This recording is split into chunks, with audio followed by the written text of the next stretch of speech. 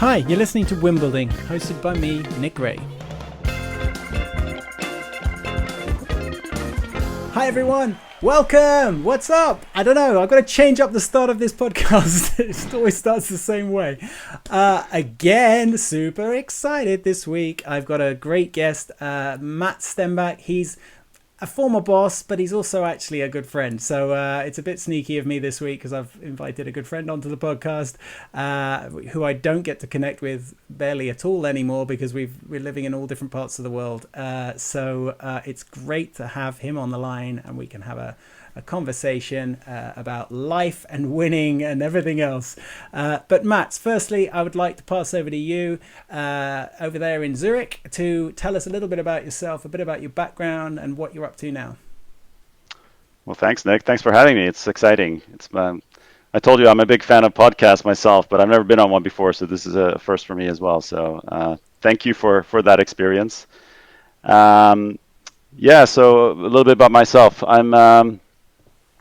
I'm originally, my dad is Finnish. I grew up in Finland. He's a Swedish-speaking Finn. My mom's Norwegian, so we're very sort of Nordic family, but also quite international. So we moved when I was 11. We moved abroad, first to Switzerland, then to Denmark, and then I sort of got stuck in that lifestyle a little bit, and I went back to Finland for university, but then headed back to France for a year university, and then England for a year, and it sort of carried on from there. And of course, I met my future wife in France. She's English, but we met in France. We were both exchange students, and then I sort of ended up in England, in London, living with her. I feel like everybody ends up in London at some point in their life, right? If you're European. And from there, yeah, that's where I started working.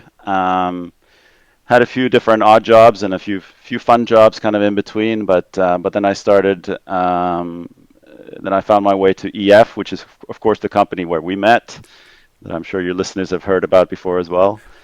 And I've been at EF now for 18 years, which seems like a short, long time. It feels like yesterday still. And actually, yesterday I was having a reunion call with some of the people I first started working with at EF, which was a lot of fun.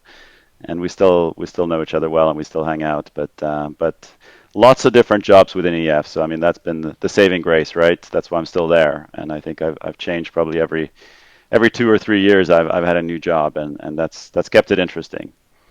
Currently, I am in sort of the operations world, so in what we call EF Tours, which is we essentially run sort of educational and cultural tours for different groups of people, and I'm now sort of overseeing a kind of a futuristic project where we're looking at how we can do what we do better in the future, and I've got sort of a 3 years to figure it out.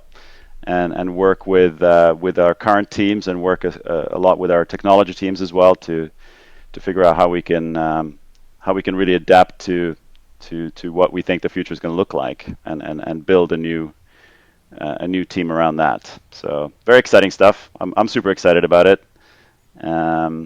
But yeah, that's a little synopsis. That's awesome. So you're 2 years away from getting a fancy watch. I believe when you're 20 years in the company, is that right? You get a watch. That's a good point. I hadn't thought about that. That's worth staying around for, isn't it? And your 3-year project should see you through that watch ceremony. No, that's awesome. Yeah, I guess just to flesh it out a little bit, Matt was briefly my manager for a while. We worked quite closely in the operations team, and he briefly took over as my manager. And he is a very humble guy, and one of the nicest people you'll meet. And I'm going to try and make him blush. It is being recorded on video, this. So. But Matt is loved all around EF, and so I wouldn't be surprised if this podcast is going to be listened to by a few EFers as well along the way, taking an interest in what Matt has to say about things.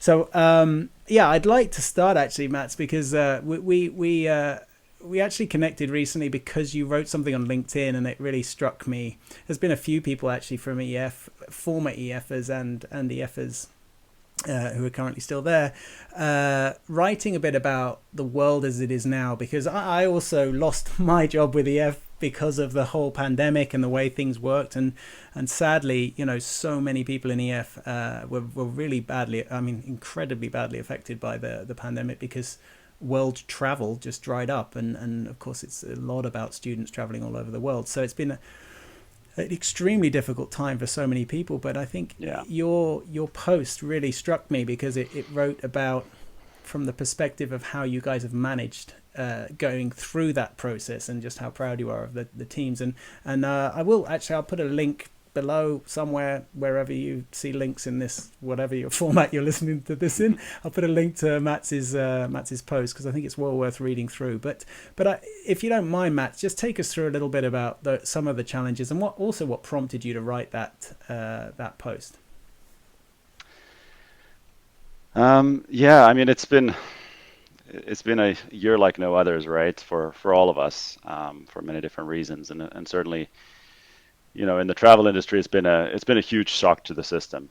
And having been around for as long as I have, there's been plenty of sort of crises that we've gone through and got through, and of course we at the time we thought those it couldn't get much worse than that. Whether it was tsunamis or shootings in Paris, and like there's a lot that happens when you have thousands and thousands of people around the world spread out, right?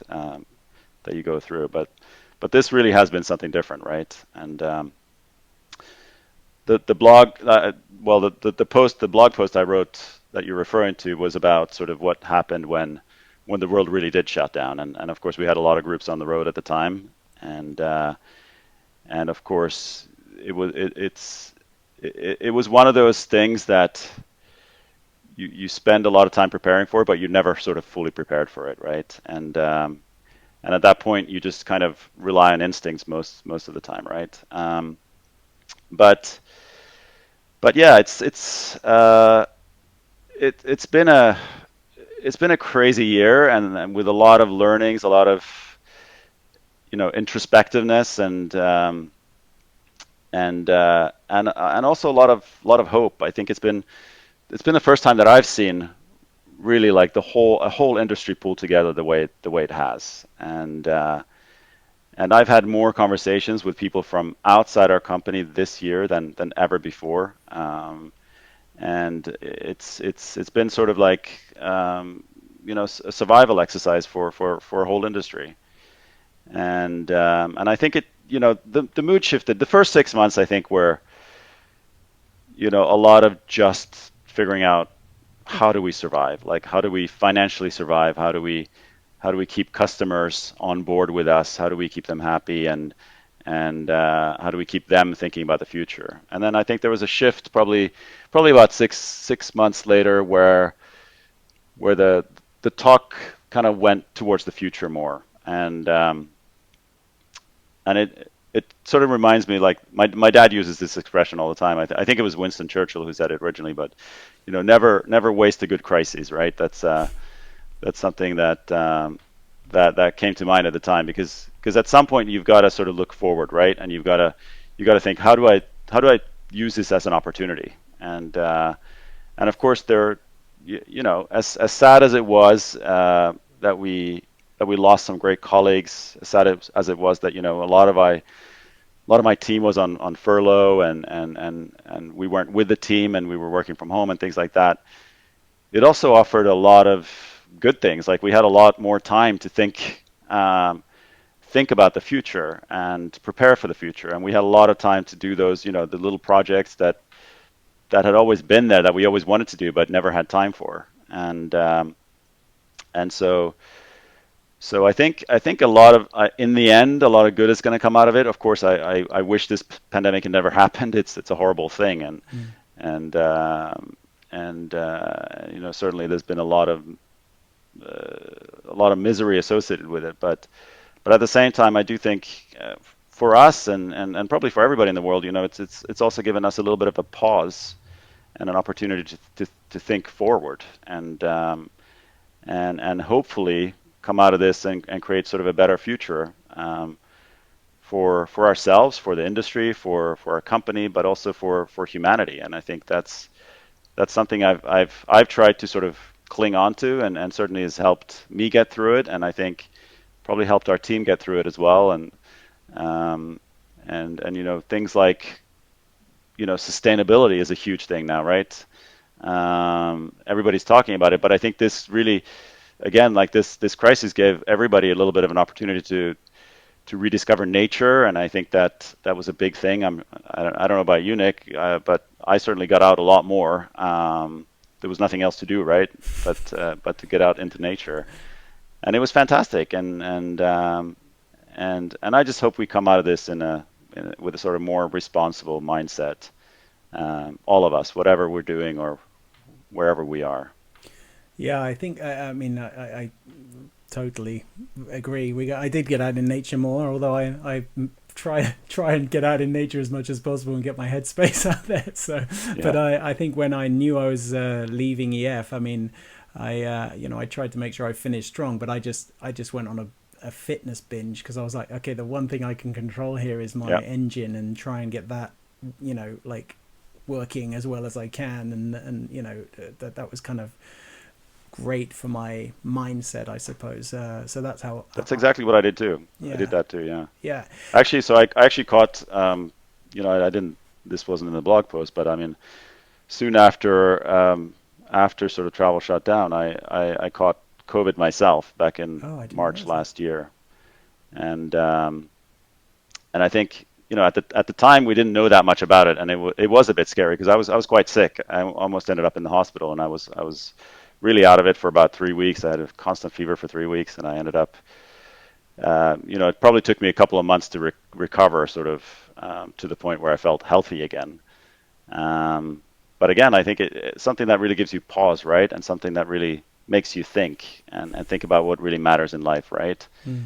And so, yeah, and after that, just like sounds like you did too. Like I just made a decision, like, you know, let's take this opportunity now. And I've spent the last year getting in the best shape of my adult life, at least.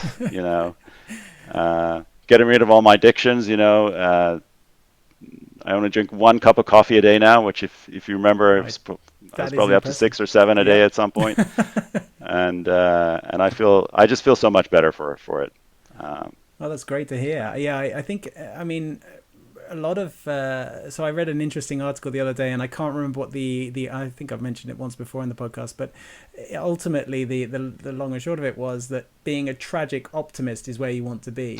Being optimistic, but recognizing the challenges that people have faced and the challenge. And that's why I really love the tone of your blog post, because it recognized that. And I think what you've just said also recognizes that. It's like it's been a really shit time but for so many people, but there are opportunities that will come out of this, and there will be things that will be positive. And actually my last podcast host guest, or in fact the one I just released today, when we're recording this, Richard Gerver, he talked about children and the education system, and he was talking about the impact of it for them.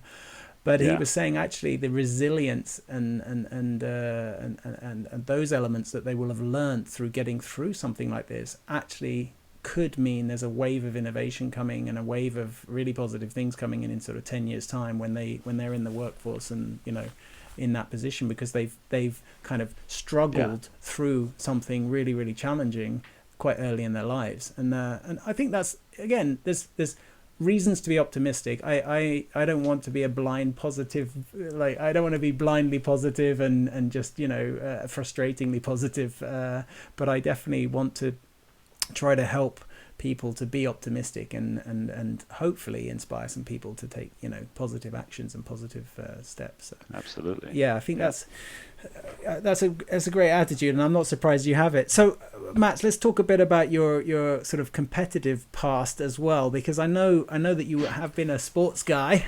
You're massively into basketball. I know that, and I don't know that much about basketball. I have watched The Last Dance, which I think is amazing, and I have followed some things about basketball, but I don't really know much about it.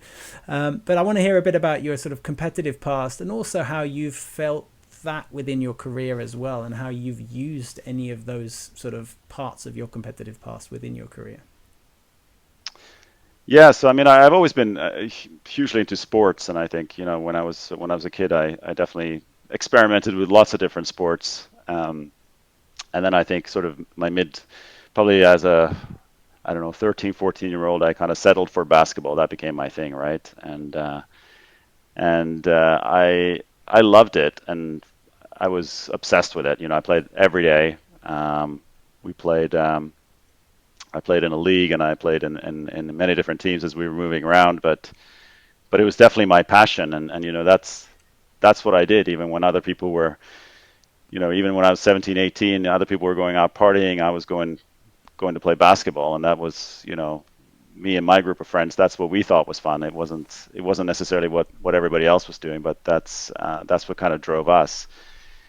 And so yeah, I do think people that know me today might be a little surprised at sort of how competitive I am. And if you do put me in that sort of sports setting again, it comes out for sure, and reminds me that it's still there.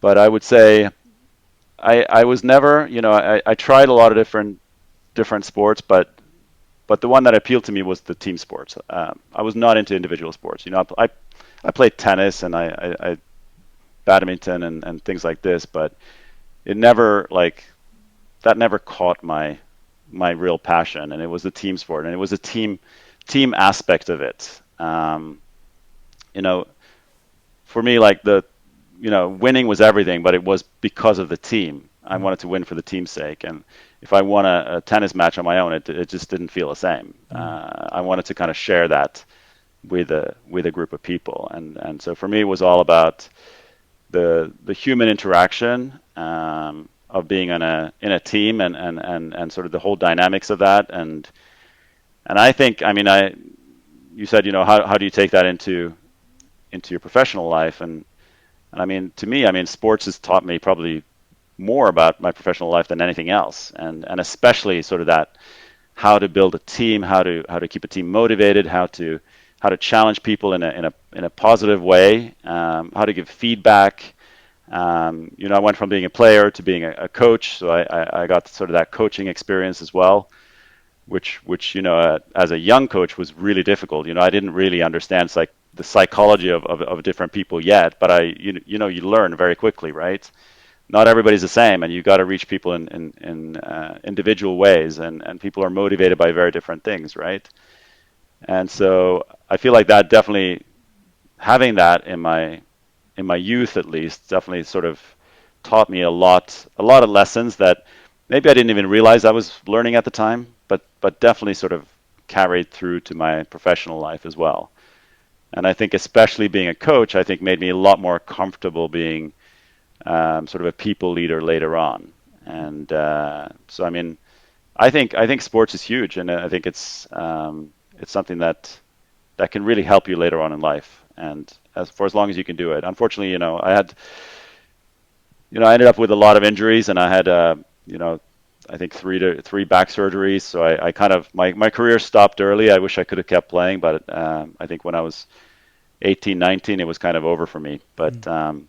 So, but yeah, I mean, I still remember those as some of the best times in my life, being part of those teams, and still keep in touch with some of the people who were on those teams, and it's just such a bonding experience, and that's, I think, something I've looked for, or looked to create everywhere I've been sort of professionally, and create that sort of camaraderie, and fun, and a little bit of a competitive atmosphere as well in the teams that I've worked for, and worked in, and led as well. So definitely a lot of a lot of parallels there, or a lot of connections between that sports past and my current situation. Yeah. I can totally relate to that. I think the team effort, and a big part of sort of my theories around constructing a win. When you build a strategy together, and you practice that strategy, and you're practicing, and you're sort of living in the training zone together with these comrades. You know, almost you're going into battle together and you're looking after each other, and there's all of that dynamic going on that's Yeah. not seen on game. You know, not seen on game day. It's just the execution on game day.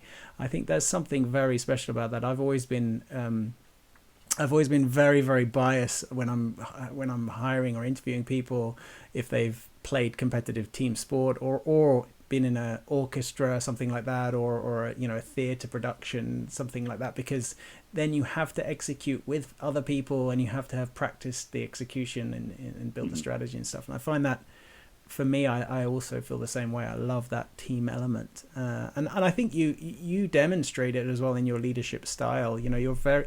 I think people who know you and have worked with you will see you as this very, very laid back type of manager, but it's very clear that there's a lot of depth in the way in which you communicate and you build strategy. So I think that's, yeah, I definitely can confirm Matt has Matt has those skills. I think the other thing that's interesting about it, right? Like, so I mean, if you're on a team and in a sport, I think you also learn that you play a role, right? You don't you've got to learn that to be the best team possible, everybody has to play a role. Yeah, You can't all do the same thing. You can't all be the star, or you can't all take the last shot, or you can't. You just need balance, right? And I think that's an important lesson for the real world too, right? yeah. Because at whatever stage you're at, or whatever job you're in, or whatever role you're doing, you've got to think about how that fits into a greater whole. But And if you get, that's definitely something I think you learn in team sports too. yeah, if you get technical about it, when you build a strategy, which is going to be the strategy to win the game the game you've either defined or had defined for you, the best strategy is going to involve a requirement of the best skills and talents to execute that strategy, and that skills and Hmm. talents comes in lots of different forms for execution. So that's where developing those skills and talents is important, but also recognizing as the coach or leader which ones you need to build to execute that strategy properly. I Yeah. think it's really interesting.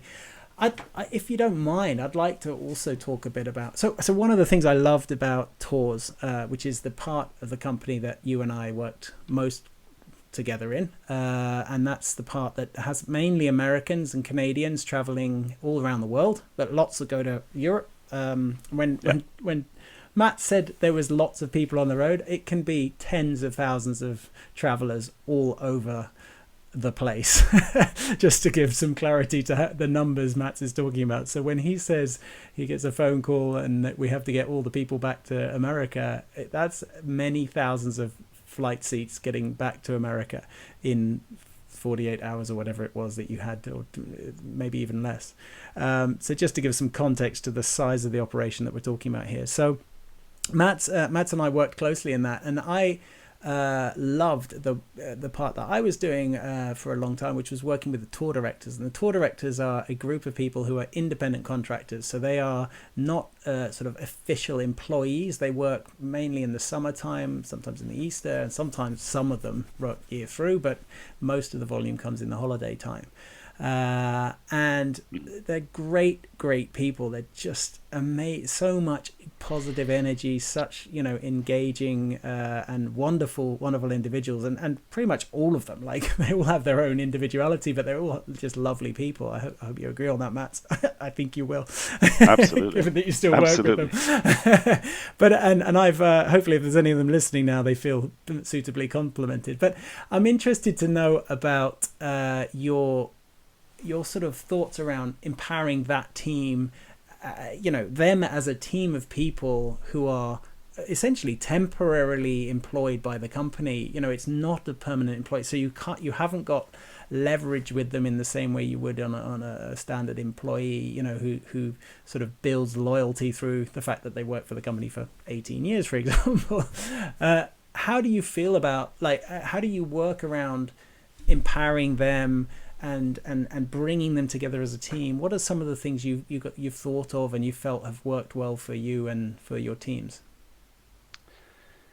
Yeah. So I mean, it's it's been honestly quite humbling, um, to have seen and heard and felt how our tour directors have responded to this year. And it's been arguably tougher for them than anybody else, right? Yeah.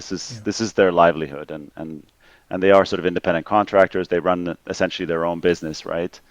And their work just completely just stopped, and they don't have a permanent contract behind them that says, you're still going to get paid tomorrow. If you're not working, you don't get paid. Yeah. Um, so obviously uh, they were in a very precarious situation when this happened, and certainly as a company we wanted to do everything we possibly could to continue to support them and continue to sort of engage with them. And at the time, of course, nobody really knew how long this was going to last, and probably most of us didn't realize it would last this long. And so it has been challenging, but honestly, I feel like it's a lot of our conversations with them have been sort of them asking us how we are, and that they're such amazing people, and you know this because you know so many of them, but they're also extremely resilient, and these are people who travel all around the world, and they tend to be a little bit more on the sort of free spirit side of things, and they've come up with amazingly creative ways to keep themselves busy. Whether that's teaching a language online to somebody across the globe, or taking on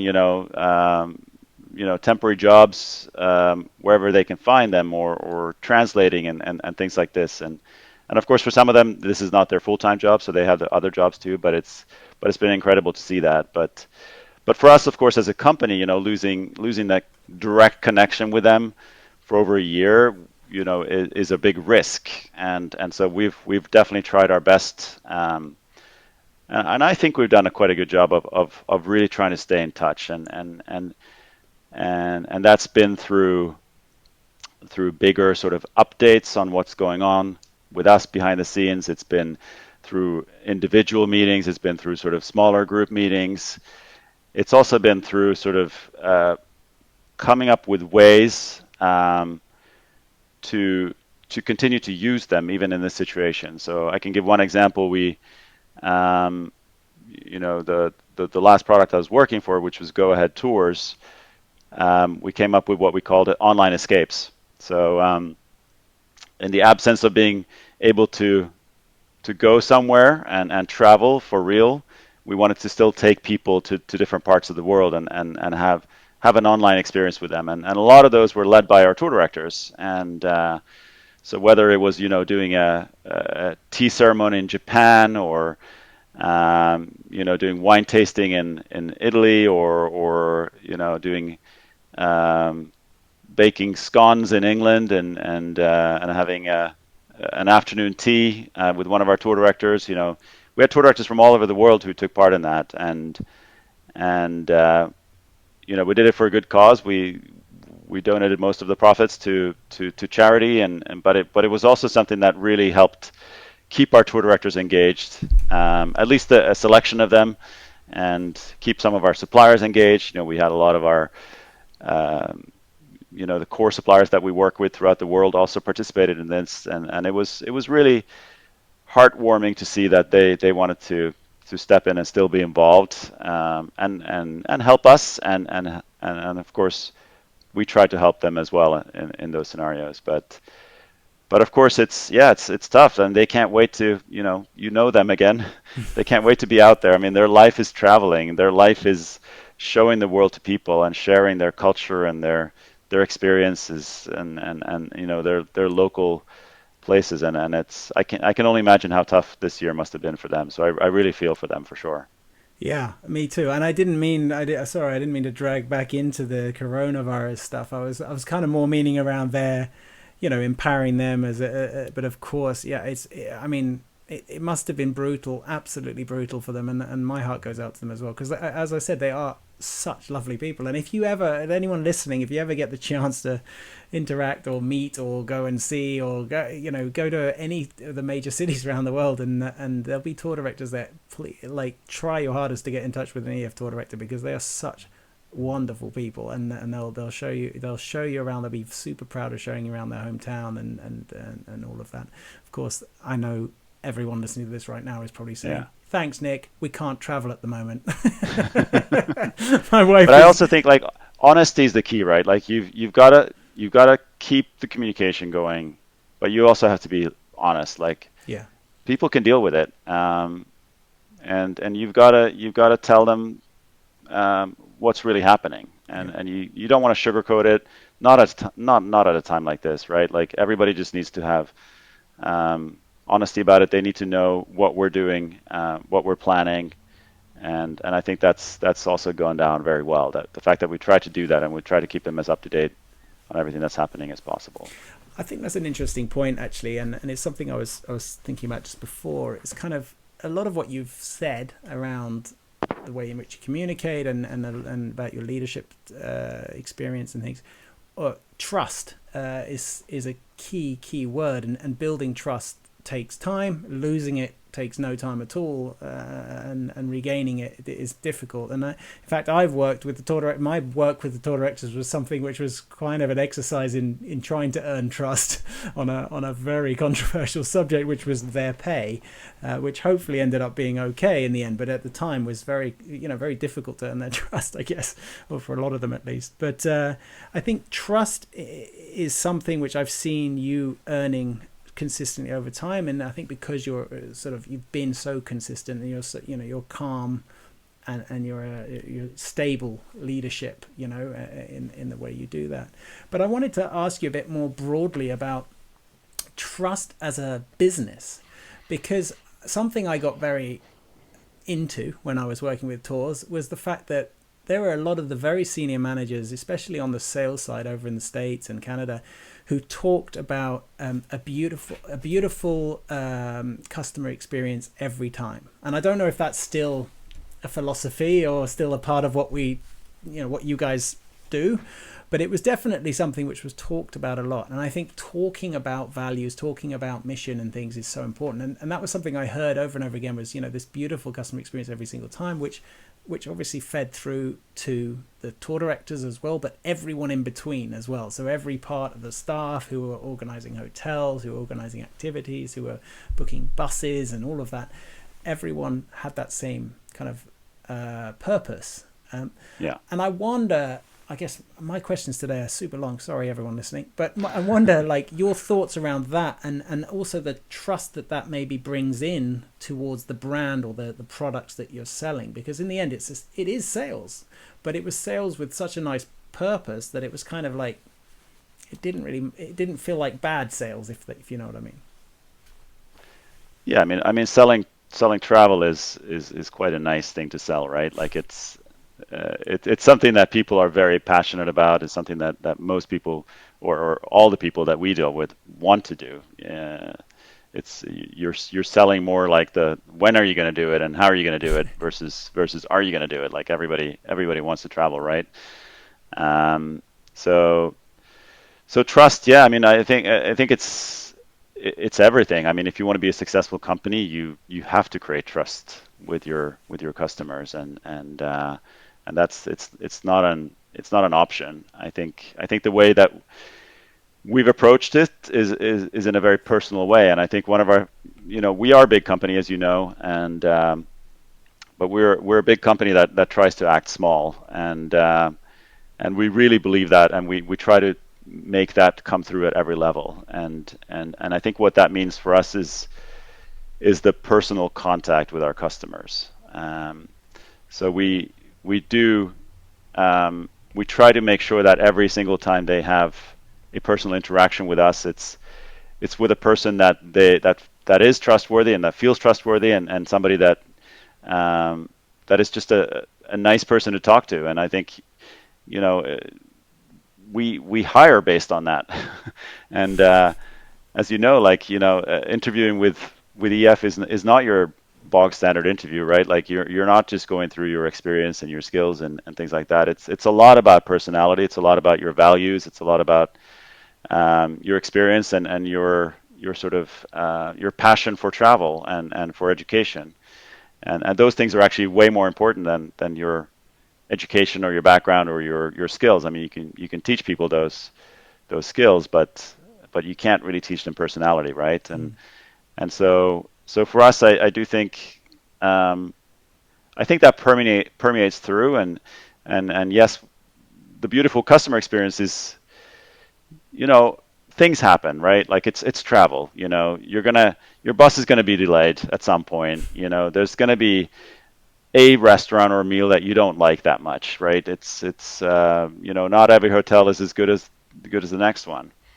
But I think what you always get um, with us is a tour director who's amazing. They're all amazing, and they're all very personable, and is there to truly help you, and is there for the right reasons, and I think you get the same when you call and talk to us, and that starts with, you know, with a culture, an internal culture, and if everybody around you is like that, then you kind of have no choice but to be like that. Mm.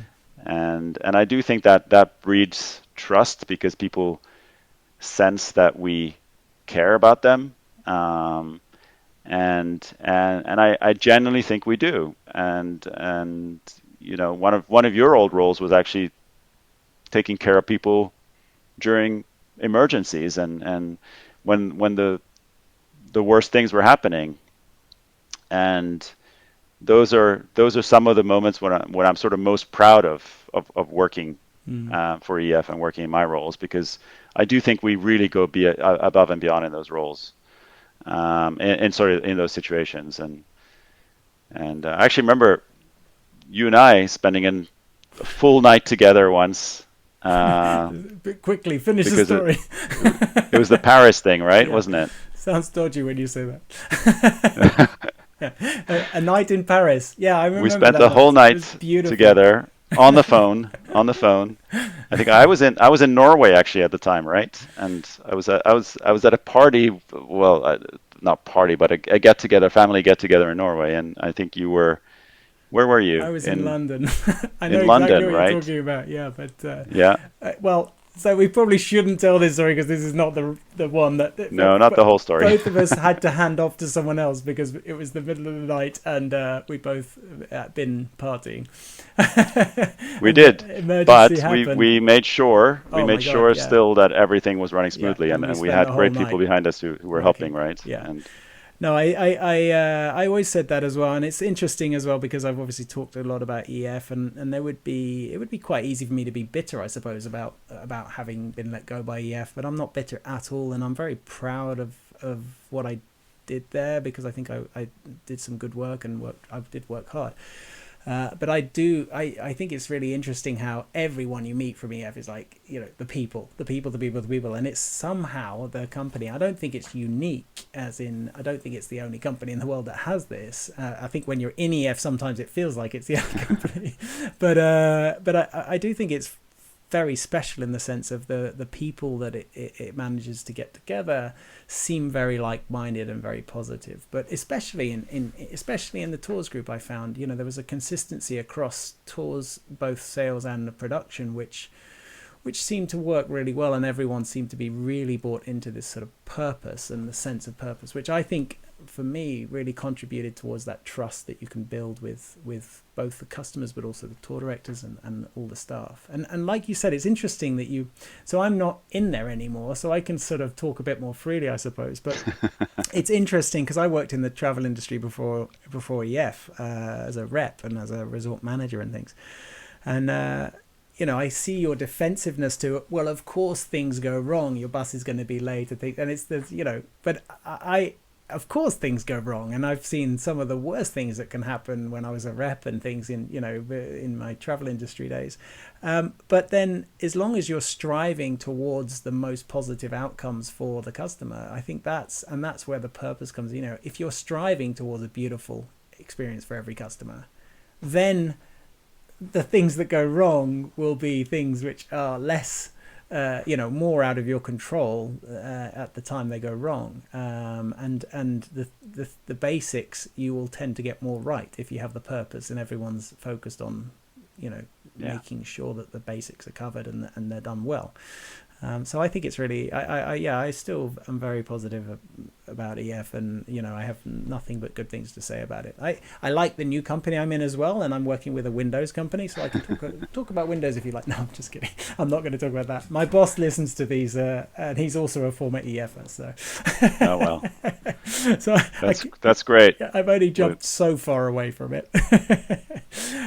Matt, I'd like to just ask you a bit more about kind of your philosophy around winning as well, and not so much maybe winning, but even just achieving something special in life, achieving goals or something amazing. Like, I just wanted to get your thoughts around, from your experience, are there things which you think make people more likely to achieve something of of significance to them, or less likely, and are there particular traits or skills or mindsets that you think make a difference?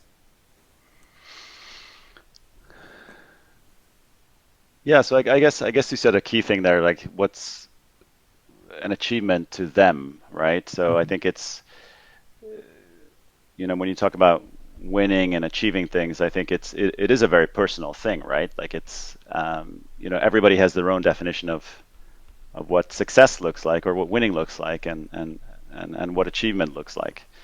Um, so what's my philosophy on that? I mean, I think, we talked about this a little bit before, but I mean, I think what's always made me happy, which is what I sort of equate with success,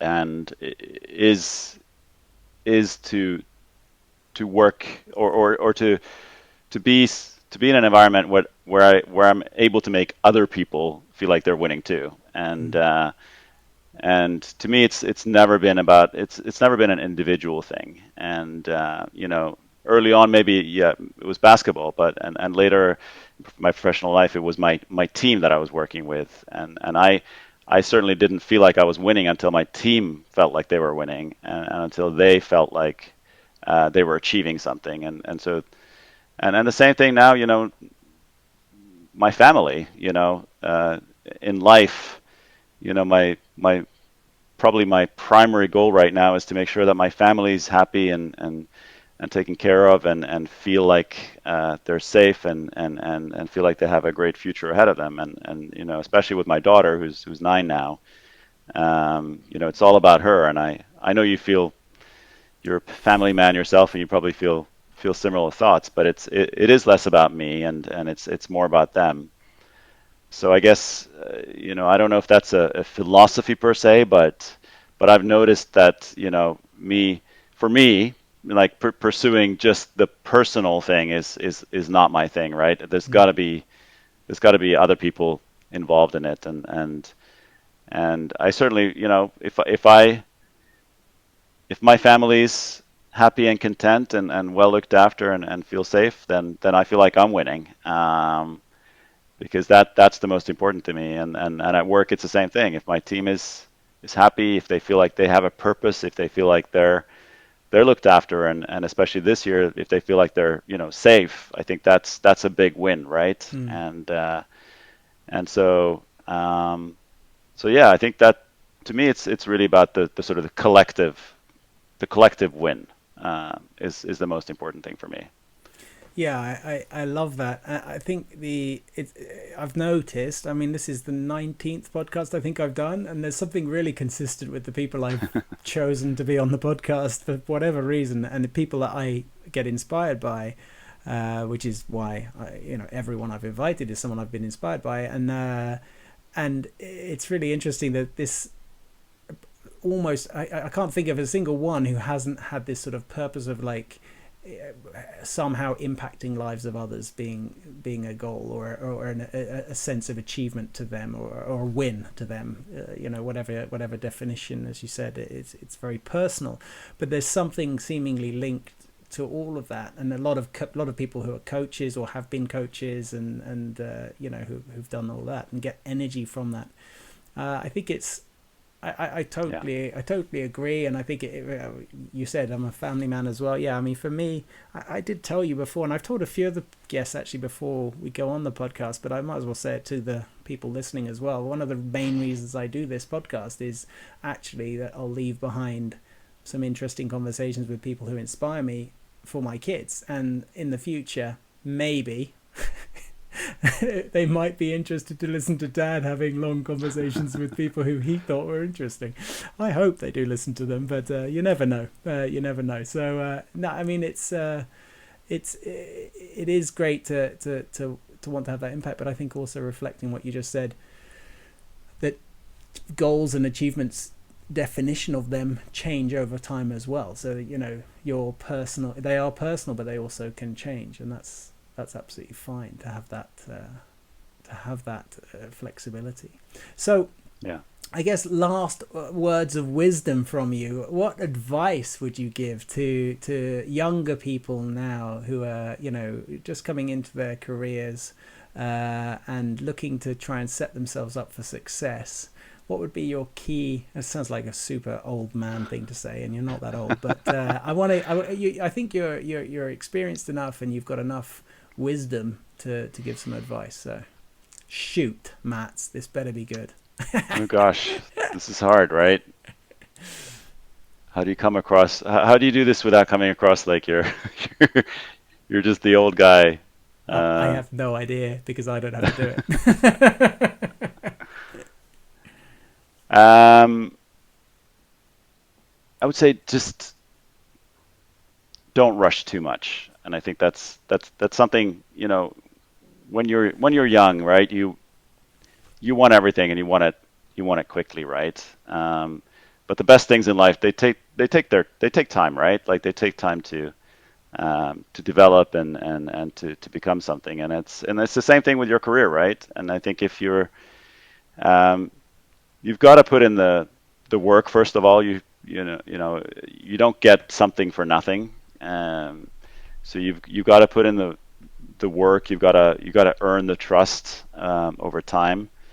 And if you do things the right way, then good things will happen. I mean, I have rarely seen somebody who's willing to put in hard work, effort, and sort of put their soul behind it, fail. I've rarely seen that. I've seen a lot of people fail who've become frustrated after 6 months and think they're worth the next promotion or the next big paycheck, and are just going at it too fast. And so um, there are very few shortcuts. You've got to go through the steps, and you've got to also realize that you have things to learn and that you're not the complete thing. And I was a little bit like that when I was younger too. I was definitely less patient and probably a little bit cockier, and I think most younger people are, but I do think I I had people around me as well. I had some amazing mentors, which has been a huge blessing in my at least my professional career, is that I've managed to find people who've been able to sort of mentor me along the journey, and they've always kind of grounded me and reminded me that not everything happens quickly, and you've got to put in the effort, and the reward will be there if you do that, and people will notice, and people will you'll get there, but just don't rush it too much. Um, that sounded like an old person talking to. Oh, No, it's great, Matt. It's absolutely wonderful. I think it's perfect advice, and yeah, I'm sure people. Oh, I don't even know if I've got any young listeners, but I was going to say, yeah, it's let's probably. see. Who knows who listens to these things? I know that we talked about it just before we started. I'm surprised anybody listens to what anything I've got to say. So I hopefully they're skipping through and getting to the interesting people that are talking on the other end. But it is a great pleasure to have talked to you, Matt, and to reconnect. And I will love you, man. You're such a great guy, and you're such an inspiration. So I told you before as well. I have a special.